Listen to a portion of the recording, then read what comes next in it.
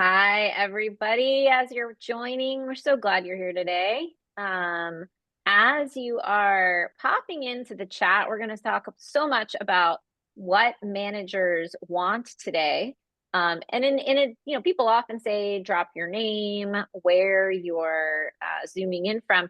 But today, we'd love to hear what's one thing that would make your job as a manager easier? What would it be? You can wave the magic wand, one thing that would make your job as a manager easier. And Tracie, I wonder if you have something that would make your job as a manager easier. Oh, it's interesting. So I stopped leading a team in January, but I did for many, many, many years. And I think one of the things that I was always chasing, and that's also because of how my brain works, is clarity. And I think, clarity and understanding a path forward is something that I know I haven't been always good about giving because I haven't been always good about getting that. I love that. I'm curious from others. Anyone wants to drop into the chat something that would make your life easier. Yeah, transparency and trust. That's a really good one. Anessa, what about you? Anything that you would say would have made your life as a manager a lot easier? Oh my gosh, as a manager, I think for me, it's understanding more of a fuller picture when you are not in an executive role, right? I think executives tend to hoard information and don't give their managers enough information to know what the vision of the organization should be and how to do that. And actually how to move forward in a way that's going to support them and their teams, right? And so I think if I would have had more of a line of sight into what does it look like for the next 6 months? What does it look like for the next 12 months? So that what you are telling your team actually aligns with what's coming down from your executive leadership, that can be really helpful. I love that. I love that. I love Julie's comment in the chat. Julie says, no longer a manager, but want to make life better for my manager. It's funny because before I became a CEO, I thought I was a really good team member. But after I became a CEO, I realized I hadn't been a really good team member. And if I'm ever on someone's team in the future, I'm going to be a phenomenal team member. I'm going to be the best team member. So we all, you get to see a little bit about what life is like on the other side. But well, as people are joining, I think we're going to dive in and get started here. Really excited to have everybody today. My name is Kieran Snyder. I am the co-founder and chief scientist emeritus at Textio. I was the CEO for 9 years. Really have spent my entire career around the intersection of data and workplace communication and language and bias. I run the Nerd Processor newsletter where I tell stories about data and workplace culture management every week. And I'm so excited here today to have Tracie and Anessa with us. So before we dive in, I'd love for each of you to give us just a brief intro and share a little bit about your background. So Tracie, you want to kick us off? No, but I will. So Anessa knows going first is always nerve-wracking for me, hence the turtleneck. So I'm Tracie Sponeberg. I'm a former chief people officer turned fractional chief people officer and advisor to companies in distribution. And I work with some HR tech and AI companies. And I'm super thrilled to be here. Super thrilled to be here. So that's it. Amazing. And how about you, Anessa? Absolutely. So I started my HR career about 15 years ago in people leadership, fell into it from being a journalist. So then came over to the HR side and worked for several years in everything that was HR. I started actually in talent acquisition and worked in talent acquisition for a few years starting out. And I have been doing fractional people leadership for the last 12 years. And in that 12 years, I've worked with over 125 organizations in 33 countries and have seen pretty much every stage of business, every type of business that there is in every industry except for oil and gas. And so that scale up, scale down, Series A through Series D, pre and post IPO, I've kind of seen all of that and worked with a couple of amazing brands along the way. So that's a little bit about me. That is such a better intro. That is such a better intro. Say, Tracie, you're Yeah. just great. Yeah. No, you disappeared. You all disappeared. My visual changed, so it really threw me off. So hence the abruptness. But I've spent more than half my career in distribution. So just to add, half my career in distribution, I exited the corporate world after 30 years. And Anessa and I know each other. Anessa was the first person I connected to when I was thinking of leaving. My career to go in the fractional route, but many decades of working with managers. Every time I think I've seen it all, done it all, something else weird happens. So I'm excited for this conversation. Yes, well, both of them, if anything, undersold their expertise in their intros. So I'm excited to dive in. This has been near and dear to my heart since I became a manager. Before I became a manager, I thought I was ready to be a manager, like a lot of people. And then I became a manager and I thought I was pretty good. But I discovered pretty quickly all the things that I didn't know about being a manager, that maybe being a mentor and a manager are not the same as I had thought. Maybe they were more similar than I thought they were. But right now, I think it may be harder than ever to become a manager for the first time or to lead, even if you've been doing it for quite a while. So we all know, 4 years ago, with the combination of the pandemic and George Floyd, the emotional demand that places on managers as people really are looking to their workplace to provide a sense of stability and predictability that was really hard to find elsewhere. Gartner reported recently that managers are overseeing 3 times as many people as they were even then, just a few years ago. So the scope of the job has gotten harder. And they have about 1.5 times as many responsibilities as they think they could possibly manage. So it's really hard if you are a manager or you support managers and you're noticing higher rates of manager burnout. You are not wrong. This is happening. So what we really want to talk about today is why it's happening, what we can do about it, how we can build, thriving teams. I published some really interesting data this past week. I noticed I've been doing a lot of research this year about workplace meetings. I've collected 1,100 hours of recorded meetings across more than 100 different organizations, and I've been trying to look at an analysis of these meetings for patterns. One of the things I noticed this week is that when managers kick off their team meetings with a lot of small talk, chit chat about the weather, chit chat about what you did over the weekend, not structured stuff, but sort of the chatter you do as people are arriving to the meeting. If that lasts more than 5 minutes, only about 40% of team members stay engaged for the rest of the meeting, right? So that manager who's trying so hard to build a connection, really trying to find a way in that's a little bit more personal, without meaning to, has just sent their team into disengagement land. And that's true whether it's remote or in person. So this isn't just a laptop problem, right? And so when I saw this data, I really empathized with the managers, because PS, I've been that person in the meeting checking out when there's too much small talk, but I've also been the manager starting the meeting with small talk, trying to ease people into the setting. So managers are trying lots of tactics to get teams to connect, find ways to scale across a diverse group of people. With that as framing, I think, Tracie, I'd love to start with you at a high level. Any of the biggest challenges you're seeing managers facing right now? And in particular, what has changed in the last year or two? Yeah, I read your statistics, and at first I went, wow, that's pretty shocking. And then after I sat with it for a while, I went, well, what's that cutoff? Is it 2 minutes of small talk? I was looking more at the small talk than the duration. Is it 2 minutes of small talk? Is it 1 minute? Is it none? And so I think that there's something to think about there. But I think the message anyway I took away is that if it goes on too long, that's potentially disruptive and could lengthen the meeting, which nobody likes. So I think that's fascinating. And I think my company, or my previous company, is in distribution. And so that's a space I've worked in.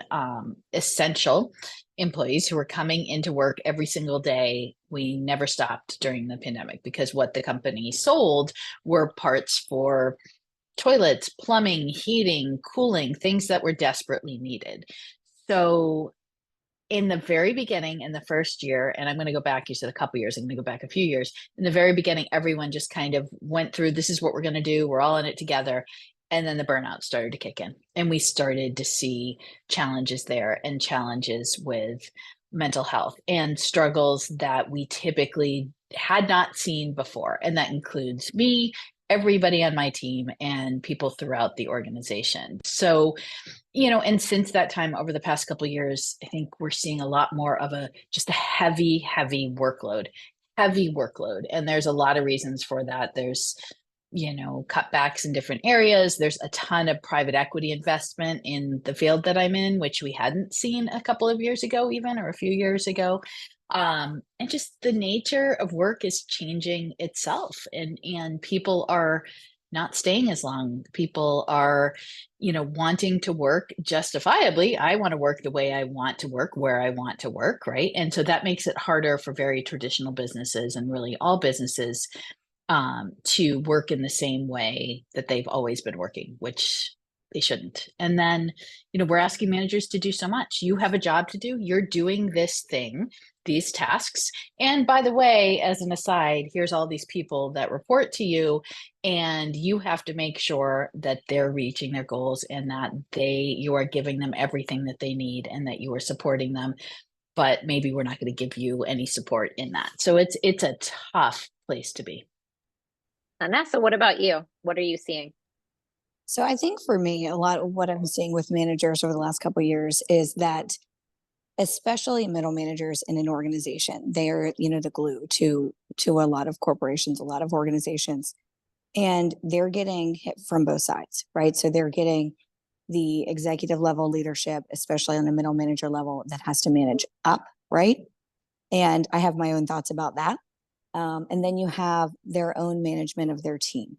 And I think what I've seen over so many years is that the crunch of everything that we saw, especially in HR with health and mental health during COVID and all of that, every department also saw things being added to their plates, but middle managers saw the most being added to their plates. I would even say middle managers saw more being added to their plates than probably every other executive team member in that organization, probably outside of the people role, because, they were asked to do so much. So they feel the squeeze in an organization first and foremost before anyone else is going to feel a squeeze, because they get it from both sides. And so for me, I'm seeing this lack of resources being put on helping, supporting, training, and developing middle managers specifically. And also just an overall lack of resources from a people dynamic for most corporations over the last couple of years as well, which we know from our side of being HR leaders, that's not helpful, right? And so continually, people are being asked to do more with less, as Tracie said. But I also think there's this almost like this war on middle managers that we really need to look at, because what's going to happen is most organizations are so reliant on these middle managers to keep them moving, to keep the glue together. But in 5 years, Gen Z is going to be, and we're going to talk about this later today, I know, but Gen Z actually doesn't want to manage. They want to have way less management responsibilities than any other generation before them, mostly because they've seen how horrible it is, right? So we need to, I think, start to think about, how have we treated managers? We haven't given them the support and the training and development they have needed. How can we do that? And also, while we're doing that, how can we solidify organizations to get to a place to where we don't need to put as much emphasis on middle managers in order for that organization to be successful? So taking what Tracie said of just, there's more added to everyone's plate. They've been asked to do so much more. Yes. And I've also seen that they feel pulled, and they feel like they're the mediators, and they feel like it's a constant tug of war within their own organization, and they're never going to please everyone. And that's a really, really tough spot to be in. It's really between a rock and a hard place all day, every day for managers. And I think those of us who've led multiple organizations over the last 5 years, that is a consistent trend that we've seen, is managers are just trying to do the best that they can with what they have, with what little support and training and development they have received. And also they constantly feel that they're in a tug of war. And I think that's what's leading to burnout. That is so well said. You talked about training and resources. The other thing middle managers often have to operate without is context. And so if the exec team makes a decision, we're going to downsize, or we're going to enter this new market, or we came back from a board meeting and now we have a new vision for how we're capitalizing our organization, middle managers often find out about this stuff a minute before they're expected to answer questions for their teams about it, right? And by the way, I've been that CEO. Like, I know how hard that is to get right, pushing to middle managers that context. And also you leave the middle managers without the tools that they need or context they need.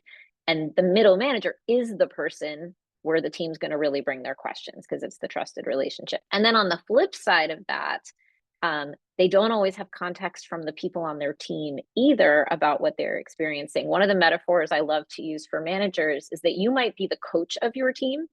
Your job is to set up the work and put people into positions, but your senior individuals on your team are kind of the captain. They're actually there being the trusted guide and mentor. And so, they're a context provider for you too. But I think that's a key way that middle managers struggle, is that context piece is often missing. You talked about training. So stat I saw recently is that companies are spending $350 billion with a B dollars annually on training programs. But it's clear a lot of managers aren't able to use what they're receiving, or the training's not working, or managers are still kind of struggling and feeling burned out. So what's the deal here? Like what's going wrong? I think, Anessa, why don't we start with you for this one, but we're coming to you next, Tracie. So I would say for what's been wrong with training for a lot of years is that we keep trying to put these cookie cutter things together for one way that people learn, right? And so there's not an inclusion of how the variety of people learn. Are they visual learners? Do they need to go and work through it with their own kind of instance in their own situation? A lot of training comes in one way. And if that's not the way you learn, then obviously you're not going to get what you need to get out of it. So I think the way that we train has been wrong. I also think that there's not enough space given strategically to people leaders to think about what is the appropriate level of training with consistent follow-up, with consistent behavioral indicators, behavioral changes, ways to think about things. I think that there is this thought around, and this false thought around, we do a training once, we do it all day, we do it over 3 days, and then they're going to get it. Well, any teacher anywhere will tell you that's never going to be successful, right? And I think we need to lean into the nuance and the complication of how humans are. Number one, from how people learn, how much follow-up they need, what is the best way that they're able to intake and absorb information and move from there. I also think that this is kind of how I think about training and resourcing for an organization. It's a lot like health. So I often hear people say, you can either pay for better food, fruits and vegetables, nutrient-rich food now, or you can pay the doctor later on in your life, right? I think the same with training. You can actually put resources in place now to train your people, or you can pay for having to do more, bringing more people in that revolving door of people later. And you're going to pay for what the lack of training got you at that point, right? So for me, it's more of a proactive versus reactive strategy in training. And I think a lot of it has been super reactive, super, hey, we need to do this thing. Even sometimes the regulatory trainings are like, oh my gosh, it's December 12th. We have to get something done by the 31st. And we throw it together. And there needs to be more thought put into place. I think actually organizations would be a lot better off if they spent more money on training and less money on sometimes recruiting and team bonding events and things like that, and tools, as opposed to let's actually get the right things correct. I would also say the last piece for training is there's a lack of vulnerability in training. What is training really but stories that we tell each other and how we go about interacting with those stories with other humans? I think that there's a key piece in any training that has to hit home, whether that's in vulnerability or storytelling. And I think people people really tend to not be able to give those stories, those vulnerability moments in trainings in workplace, because it tends to be, quote, work. And I think that those lines are becoming more and more blurred as we go along. So I think there absolutely needs to be elements of both storytelling and vulnerability in trainings for them to stick. Because at the end of the day, we are all humans. We are all empathetic beings. We have to have both left brain, right brain parts that hit for trainings to hit. And I think that that needs to be, again, just more intentional, and more resources need to go towards that. All right. Tracie, what about you? Why do you think training isn't always effective? +1 to everything Anessa said. No surprise there. 100% agree with all of that. And I'll add a couple of things. I think how we do training, or how we train, and how we expect people to learn, if it isn't changing in your organization already, it's going to change drastically. And I'll give you a couple of examples, one good and one not so good. So when I first started my company, at my last company 10 years ago or so, I came in and had a week-long classroom training laid out for me. Not the way I learn. And so I sat in a classroom. I can't sit anywhere for 8 hours a day. I can't sit there for 8 hours a day. I'm not going to retain that information. So that was a real catalyst for me. And the person doing it was lovely, and she had the best of intentions, but it was a real catalyst of change for me, to change how we learned within that organization and how we did that. And so I went on a quest to really look at everything that we did and try to personalize it as much as possible. And we talk a lot about personalization in the world of HR. And you think, well, can 1,000 people in an organization, can 500 people in an organization learn how they need to learn? Yes. And there's different ways to do that, right? There's lots of ways. That's a whole other conversation. But when you take it, what is that thing? You look at the end. What is that thing, that information you're trying to get through, that job they're trying to learn? What is that? And how do you break that down so not only people are given that information, but that's repeated, so that that's coming over time, and that they're not just one and done. So we had started with learning paths in my company, which was a kind of choose your own adventure, learn what you want in your own time. And that was great. But that brings me to the other challenge, I think, with learning is time. And I've seen this time and time and time again, and I know Anessa has too, that I don't have time to learn this thing that will take me 30 minutes that's going to save me 20 hours a week. I cannot take that 30 minutes. And that's sometimes on the organization, sometimes on the individual.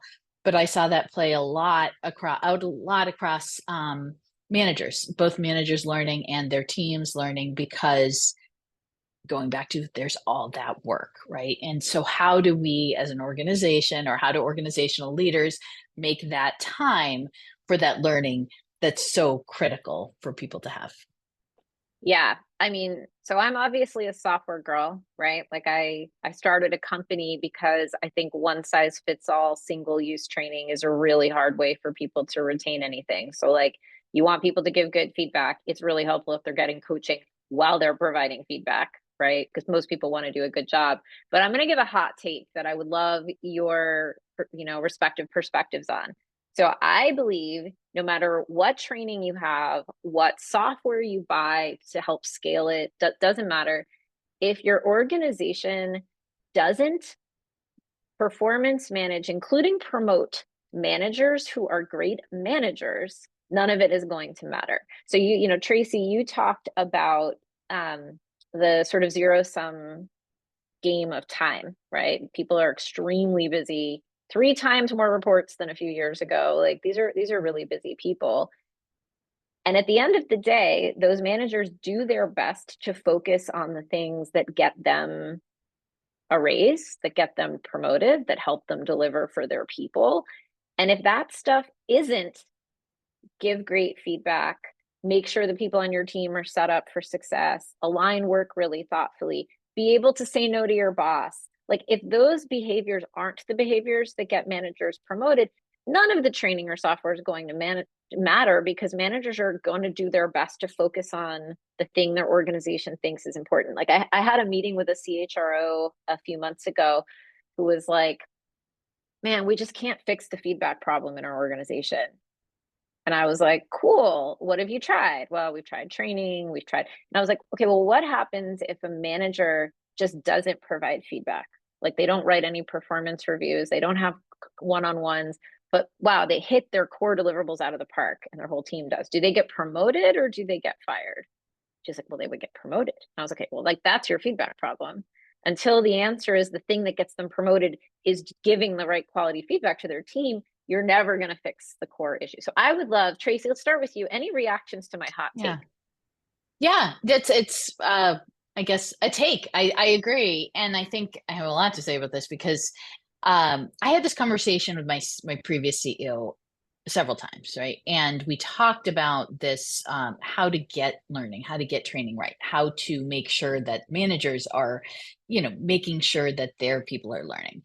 And I said, you need to incent them or disincent them. This needs to be part of, instead of getting a raise, getting a bonus based on sales, this needs to be incorporated.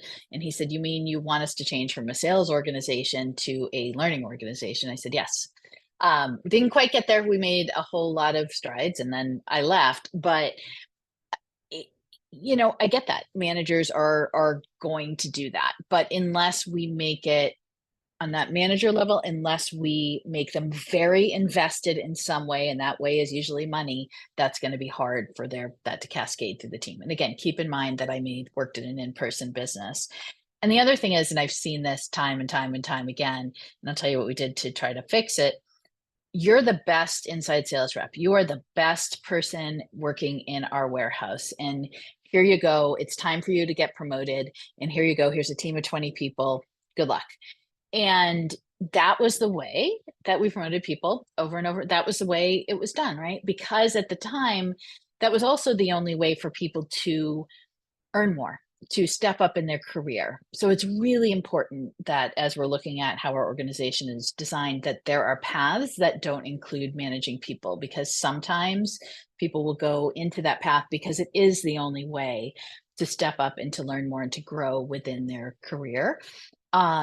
And the other thing that we tried to do, so we tried to fix that and we stepped back and we looked at, okay, who is a very good people manager, right? Who, looking at that first before the skills. So we ended up promoting people who had come through our trainee program and who were excellent people managers. They didn't have all the skills necessary, product knowledge, customer knowledge, etc., but they had the people skills, but they had people on their team with everything else. So we started doing that, and those people are some of the strongest managers that company still has, right? And so looking at that, your people ability to manage, ability to lead, ability to coach first, I think is really important.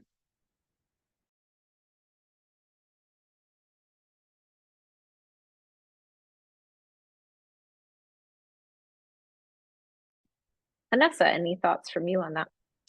Yeah, I would say to add to Tracie, 100%. I think that if an organization doesn't have a manager track and an IC track, an individual contributor track, then they're doing a disservice to their organization, right? So there needs to be parallel tracks for those wanting to have a manager, role, management role in people management, and then those having individual contributor roles. I think your hot take, Kieran, is great. I think that what is a resounding piece of that for me is trust, right? And trust in is the correct culture set up internally, right? Is there enough trust for someone to say to their manager what they truly think, what's really happening? Is there enough trust for that person to say that they don't learn that way, so training is not going to work? Or is there enough trust in that it's supported internally? As Tracie said, what is actually promoted, what is incentivized, what is disincentivized internally? I also think, like, another hot take, here's my hot take. I think no one has gotten performance reviews right. And I think that we need to throw them in the trash and start over a little bit. I actually think that we should stop saying performance reviews, because performance is based on so many biased takes. And it's really weird to think that one person or two people in your organization hold the key to your future. And what if they just don't like you, right? What if they just, you annoy them for some reason? I don't know, right? Like, you have these quirks, but realistically, you're really good at your job, right? And so I think that the way that we have looked at performance reviews is very biased overall. And I think we actually need to like throw them away, start from scratch and start over. Because we forget, and I write about this in my book, we forget that we're just humans, and we can give feedback to humans outside of work all the time. We do it with friends, we do it with family, we do it all the time. Hey, I don't like that. Hey, stop doing that to me. Hey, this and that. Hey, it would be cool if you did this instead, right? We do this all the time as humans. We somehow act like we don't know how to do it when we step into work. And if we just unlearned that corporate setting and actually dug into the humanity of it, I think that we would actually be a lot better off. And I think that calling it performance reviews, and especially aligning it to any type of bonus, any type of compensation increase, makes it so rigid and scary and weird, which is why we act rigid and scary and weird when we have to do it. And I think that if we take those out, get back to actually what humans talk about, and just make feedback a conversation more often, then that's going to help everyone all the way around. All right. Thank I you. love that. I always love a hot take. Can I add to that? Sure. Oh, sorry. Yeah. I want to add to that quick. So I get this question a lot, and I'm no surprise aligned with Anessa on this. People go, yeah, that sounds great, but can you do it? We did that. We did that in an 800 person in-person organization. We got rid of the performance reviews, decoupled increases from that, because they're riddled with bias. And it is not only possible, but it is really imperative that you take a look at that for your organization. All right. I want to shift gears. Jeff asked a question earlier in the chat that I think is excellent. And by the way, if you do have questions, please feel free to drop them in the chat as we're talking. We'll have a little time at the end, but as good questions come up, we're just having a conversation, so we'd love to take them. Jeff says, I've always wondered how upper level managers who worked their way up seem to quickly forget how they felt when they were middle and lower level managers. Is there a reason they don't learn from their earlier experiences? I love this question. Anessa, what you got? I say yes, because no one told them that they needed to, and no one forced them to. There was no reason for them to learn. Here's my thing. I think there are a lot of leaders who organizationally people look up to. And by the way, those leaders may or may not have more experience than the people that they manage. And they may not have actually done the thing they needed to do before.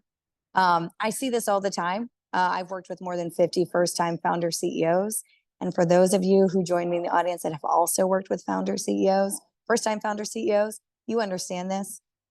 There's a lot of times where those people have never even managed another human being before, and they're managing an entire org, right? And that's a weird dynamic. I think we're going to see more and more of that. But I also will say that there's a reason that certain people get promoted in certain orgs and certain people get promoted in other orgs.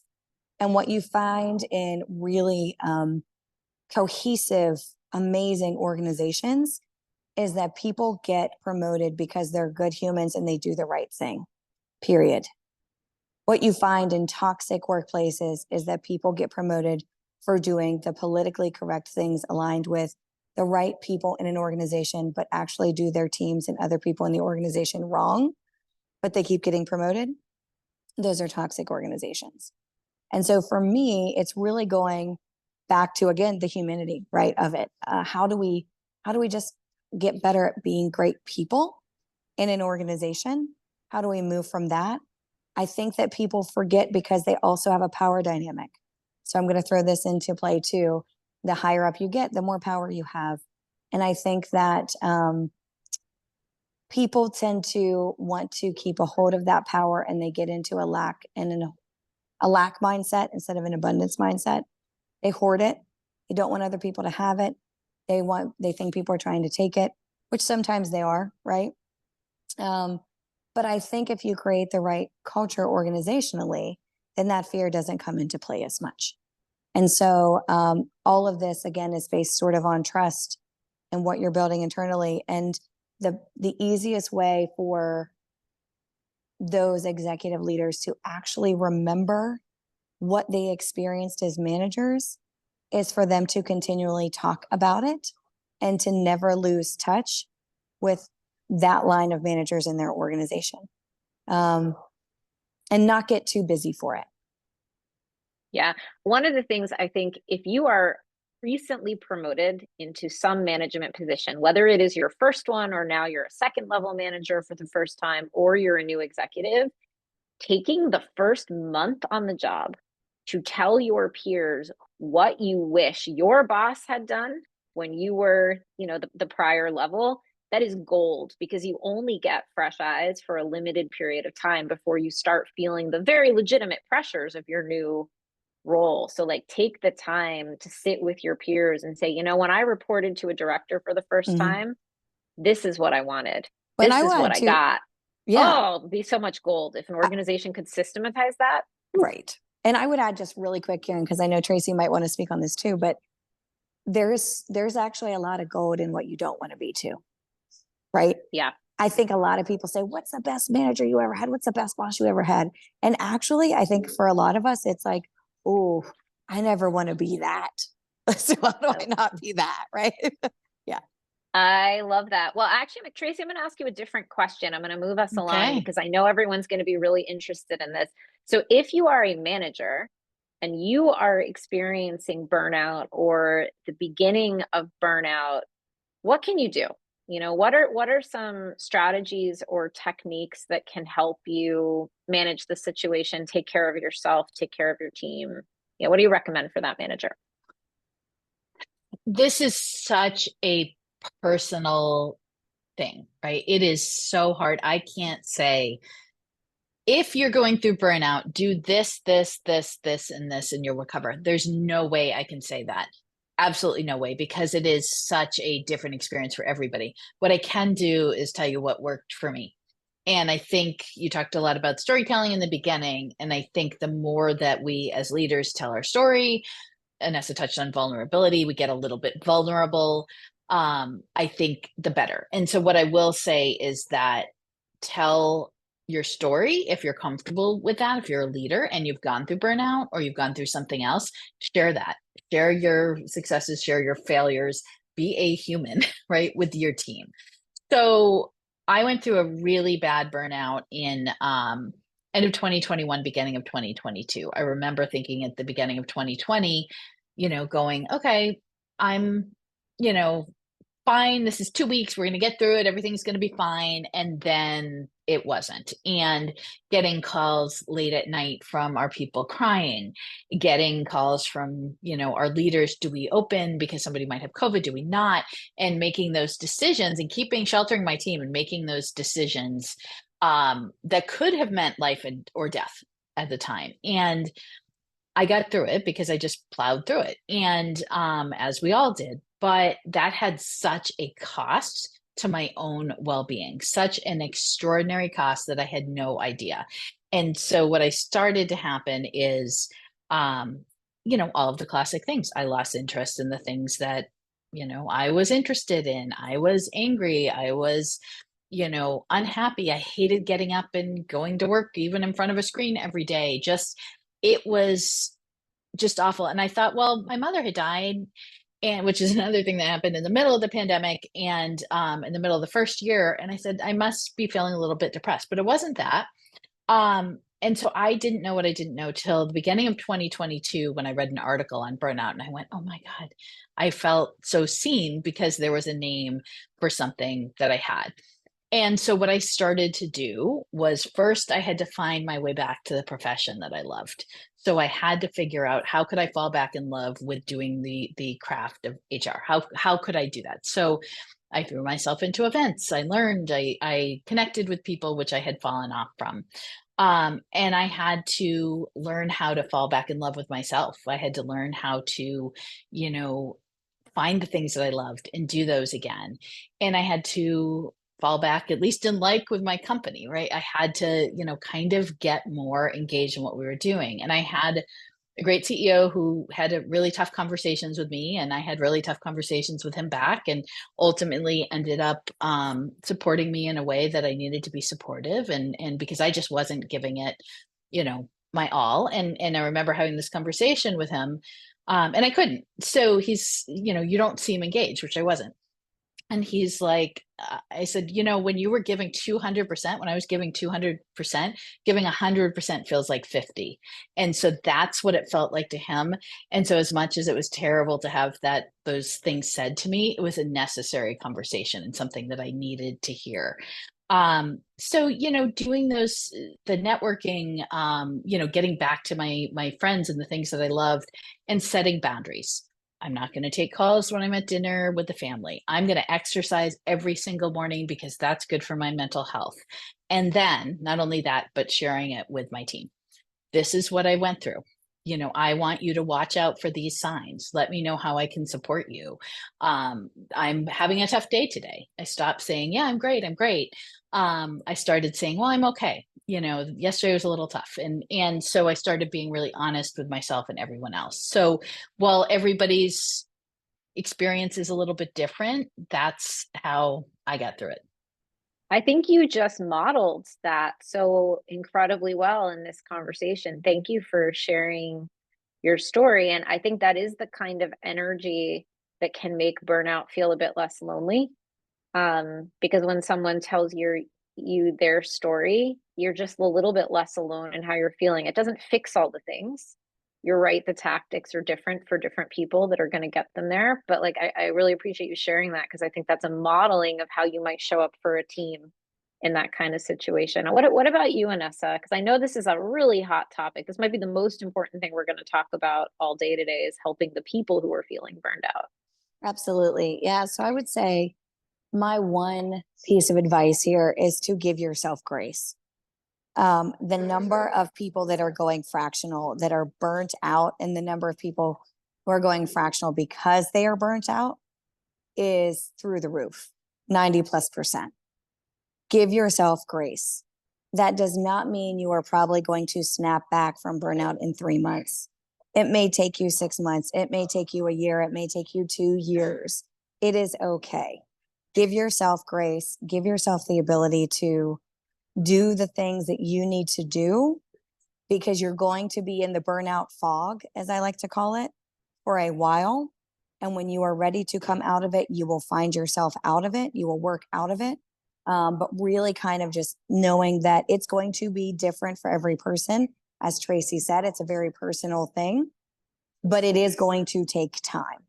And so, just like we would say any other human dynamic, any other human relationship that we have, it takes time to recoup from one of those situations. I always say burnout is a relationship with yourself. And so when you have to figure out how to come back to yourself, as Tracie said, it's going to take time, just like it would any other relationship. But this is the relationship with yourself. I love that. And there's no overnight solution. It does take time. I think that's kind of the crux of it. People who are managers and who have been successful professionally are often doers.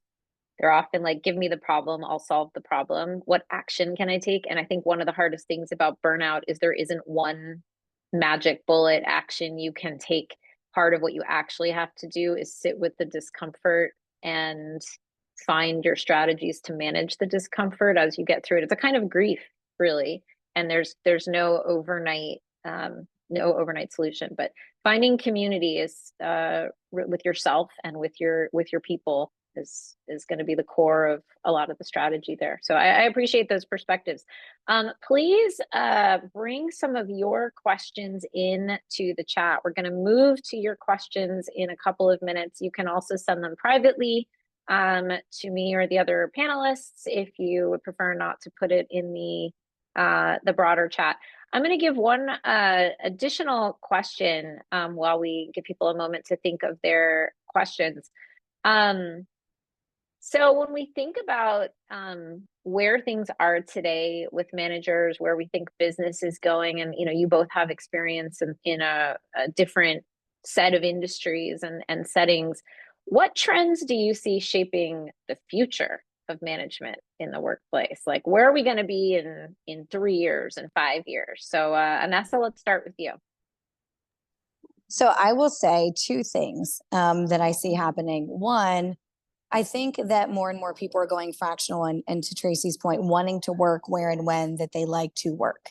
I think we're going to see work get more personalized. I think it's going to be more customized. And I also think we're going to have less managers because managers, again, Gen Z doesn't really want to manage. It is something that they don't want to do because they've seen other people manage and it's not fun for the most part from what they've seen, right? And so it's understanding how is the entire labor market going to shift. It is going to shift dramatically. I think we continue to see all of these RTO things happening, we've got to return to office because now people have to, make sure that they understand that we're spending a lot on real estate. All that stuff I think is going to fall by the wayside because it's just not going to work. I think there's going to be the customization piece, the fractional piece, which just means which I know someone posted, what does fractional mean? Fractional means you get a fractional leader for a fraction of the cost at a fraction of the time. So really kind of reinvigorating and getting creative with how everyone works and what works for them. That to me is going to be the future of how this work paradigm shifts. The Monday through Friday, 9 to 5, sit your butt in an office in a cubicle is gone. Should have been gone in the 1970s, 75s, right? Like, it's way past being gone. I think that there are a couple of dinosaurs holding so tightly to this relic of fossils from past work lives because that's where they hold power and they're so deathly scared of giving it up. But I think it's going to happen sooner than they think. What about you, Tracie? Where is it going? What's the future look like? Yeah, so I work primarily in distribution, manufacturing, those in-person industries. And I moderated a panel at a distribution executive conference last week. It was on culture. And what we talked about, and this came from the panelists leading businesses in varying sizes in the industry, what we talked about was vulnerability. We talked about mental health. We talked about things that distribution leaders don't necessarily talk about. So one way that the industry is changing is that we're starting to have those conversations finally, right? And to Anessa's point on the world of work is changing, we talked about that a lot. It is changing dramatically. It's already changed and we're going to see a shift back. And, Anessa's an example. I'm an example. I'm 52. I stepped out my own earlier this year. I want to work where I want to work, when I want to work, how I want to work. And so do a lot of people. And they're going to be able to do that. And so the very nature of work is changing, even in businesses like distribution that have a set customer time, that have a set. So we have to rethink what that looks like. We have to completely rethink how work is performed. And we're starting to also see a lot of AI, a lot of automation, a lot of changes in the supply chain coming into distribution, which is super, super exciting. But that means that there'll be different skills needed. There'll be, different kinds of roles needed. And those roles will not be full-time Monday through Friday. Those roles will be very, very different. We're going to start fitting Tracie, people into jobs more. I would love, Julia asked an awesome question about your comments from the last minute or two. How does that work in a manufacturing setting? You have this incredible depth in this domain. Seems like we have some others on the call who'd be interested in that. How does that work? Yeah, so it requires you to think completely differently than you've always thought. And so I have heard this said more than once in my past company and in other companies. Well, we've always done it this way. And you have to completely reframe how you think. And instead of thinking of, well, I have this job, I'm going to put this person in the job, think of the skills that people have, the tasks that need to get done. They don't need to get done in the way that they need to get done now. So you need to rethink work itself. And what do you have to get done? Do you say it has to get done from 9 to 5? Does it really? could you have somebody who's working 3 days a week in the evenings because they're a caregiver during the day and that's when they want to work, and you can split up that job multiple ways? There are apps now where you can go in and say, I'm going to pick this shift on this day and I'm going to shift swap. Completely changing. And this is totally possible and is being done in manufacturing, distribution, and all kinds of other industries. I love that. Well, we got an anonymous question into Q&A that I want to ask. I think it's probably pretty common. So this question asker says, as an HR business partner, I'm supporting executive leaders and their directors. So really supporting the management layer, top layer of the organization. I sometimes find directors simply don't have the time to coach and develop their frontline leaders. Any ideas on how to help them carve out time and prioritize this? And what I love about this question is the recognition that training managers isn't an HR exclusive job or function, that actually, just like if you're a line manager, your ICs get most of their coaching and guidance from you. If you're a line manager, of course, most of your coaching and guidance should be coming from your manager, and so on. So Anessa, what's your take on this? Well, I think first I would ask, is it a possibility to have a separate training team, right? I think what we tend to do as HR is we try to be everything to everyone. It's not our skill set. We preach across the organization to find the strengths of people and to align strengths. And I think we forget to do that with ourselves sometimes. So if we don't have the time or we're not training specialists, we don't fully understand, back to our point earlier, how to develop a training for multiple ways of learning, we are doing a disservice. And so, number one, do you have the resources to outsource that, to bring in a fractional L&D leader, to resource a team internally that just focuses on that, instead of it being off the side of your desk, right? The other thing with that is, again, if we do take the time to make sure we are resourcing L&D appropriately, it's going to save the business money in the long run. It's actually going to boost the bottom line in revenue in the long run. And so for me, it's figuring out, do you have a team that you could resource in that way? Or is there someone you can outsource that to fractionally or externally to come in and say, we're going to have you come in certain times, a couple of times a year, et cetera. The second thing I'll add to that is, if you are really looking at the directors to say, how can the directors add to this? I also don't think the directors should be the one doing training and development for their teams. I actually think, this might be a hot take, that those teams actually need someone else to train and develop them. Because when you're learning, unless you, again, have that super really solid trust with your director, with your manager, and you know that person has your back, which is actually very rare and shouldn't be this rare, but it is, then creating a space where that person doesn't feel psychologically safe or that they trust their manager, you then want them to learn. That's not how our brains work. In order to actually learn and absorb information, we have to feel safe and we have to feel supported and we have to feel taken care of. And so until you get a culture that is in that way, trustful, vulnerable, safe for every person in that culture, that director is not going to be able to do well doing L&D for their team. You need someone else, right? So again, all these things are connected. All of these things are cyclical in certain ways, and all of these things connect to each other. But I think that there are multiple ways, to Tracie's point, of thinking about this, right?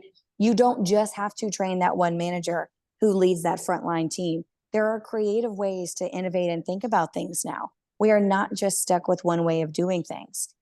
Imagine, and the way that I like to talk about this is this box of crayons.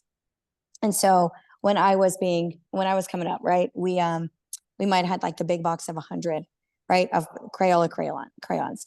But then what we started out with when I was younger was maybe the box of 12. But as you get older and the product line extends, right, you've got 100 crayons to use.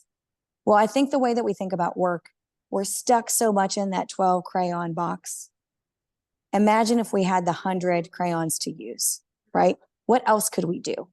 And so for me, it's getting creative and thinking about, to Tracie's point, throw what you've done before out the window and start from scratch. You've got to creatively think about some of these things and be innovative. Awesome. Well, we are pretty much at time. We're going to drop some resources in the chat. I want to thank both of you for your perspective today and also everybody who joined.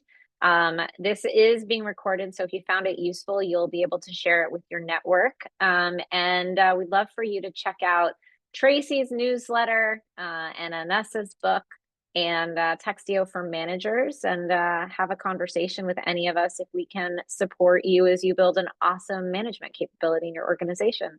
So thanks again, Tracie and Anessa, and I hope everybody has a great day wherever you may be. Thank you all. Thanks for having us. Thank you all. And thanks, Kieran, for moderating. Yes, amazing. Bye, everyone. Bye.